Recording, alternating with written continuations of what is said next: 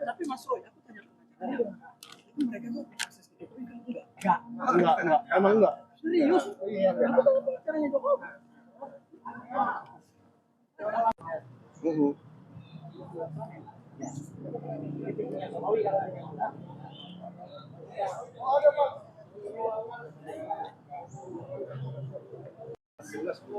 Jelas.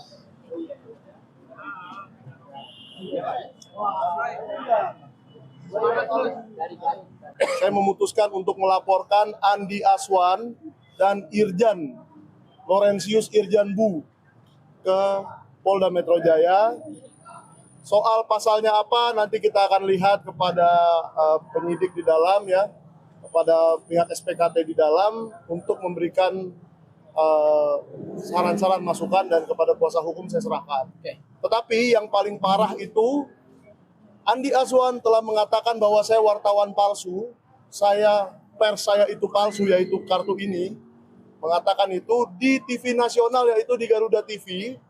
Dan hari itu di sebelah saya selain Andi Aswan ada Pak Roy Suryo, sehingga saya ajak beliau hari ini untuk menjadi saksi bahwa Andi Aswan benar-benar mengatakan itu ya di Garuda TV. Dan nanti saya juga akan meminta pihak Garuda TV sebagai penanggung jawab acara, kalau perlu pemretnya Ibu Eli Husin untuk juga ikut berbicara sebagai saksi bahwa hal itu terjadi di bawah pengawasan beliau di acara yang di stasiun TV dipimpin beliau.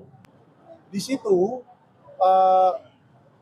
Irjan memanipulasi kalau menurut saya ya, mempergunakan website resmi Dewan Pers, yaitu lembaga yang diakui oleh negara, dengan cara yang manipulatif sehingga dia menarasikan nama saya tidak ada di Dewan Pers. Nah, dia sengaja menuliskan nama saya dengan salah dan menertawakan sehingga terciptalah narasi bahwa saya bukan wartawan. Perlu saya tegaskan bahwa langkah yang diambil oleh Mas Michael ini bukan balas dendam ya. Karena Bang Andi Azwan sudah melaporkan Bang Michael di Polres Jakarta Selatan. Jadi ini bukan dalam rangka balas dendam, tidak ya. Tetapi ini benar-benar dalam rangka kita menegakkan hak-hak seseorang warga negara yang ketika dituduh dalam suatu forum televisi dan itu disiarkan kepada rakyat Indonesia, maka perlu dimintai pertanggungjawaban ketika bahasanya itu tidak sesuai dengan fakta yang sebenarnya. Andi Azwan telah membangun satu narasi pada saat debat di Garuda TV bahwa Mas Michael ini wartawan gadungan. Nah, langkah yang dilakukan oleh Mas Michael kemudian adalah meminta klarifikasi dari Dewan Pers terkait dengan status dia sebagai seorang wartawan. Sehingga terjawablah tuduhan yang dialamatkan oleh Andi Azwan bahwa Mas Michael ini wartawan gadungan. Maka ketika sudah mendapatkan klarifikasi resmi dari Dewan Pers, berarti Andi Azwan telah melakukan suatu dugaan tindak pidana pencemaran nama baik. Nah, ini satu pasal 310, pasal 311 KUHP, ancaman pidananya di bawah 5 tahun penjara. Kemudian juga 27A Undang-Undang ITE terkait dengan fitnah, dan ancaman pidana terberat yaitu pasal 28 ayat 2, pasal 28 ayat 2 Undang-Undang ITE, ancaman pidana 8 tahun penjara, yaitu menghina suatu golongan. Nah, ini kan golongan profesi, yaitu wartawan. Menghina profesi. Jadi 28 ayat 2 Undang-Undang ITE itu juga akan dilaporkan karena ancaman pidananya 8 tahun, dan kalau kemudian ditetapkan sebagai tersangka bisa dilakukan penahanan. Terima kasih. Status saya ya dalam kasus ini adalah sebagai saksi kunci atau saksi yang orang yang mengetahui langsung. Karena ini penting ya. Pelapor yaitu Saudara Michael Benyamin Singaga ada orang yang mendengar langsung pada saat itu. Jadi bukan pada kasus seperti yang saya alami.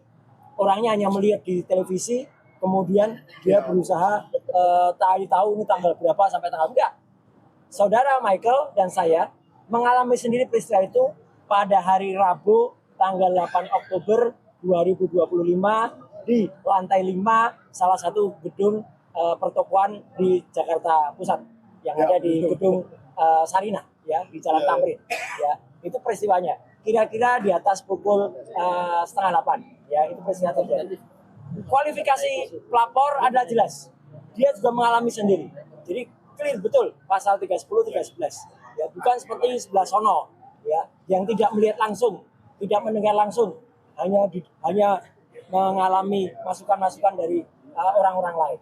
Saudara Mike mendengar dan saya selaku saksi, saya melihat dengan mata kepala sendiri, mendengar dengan telinga saya sendiri.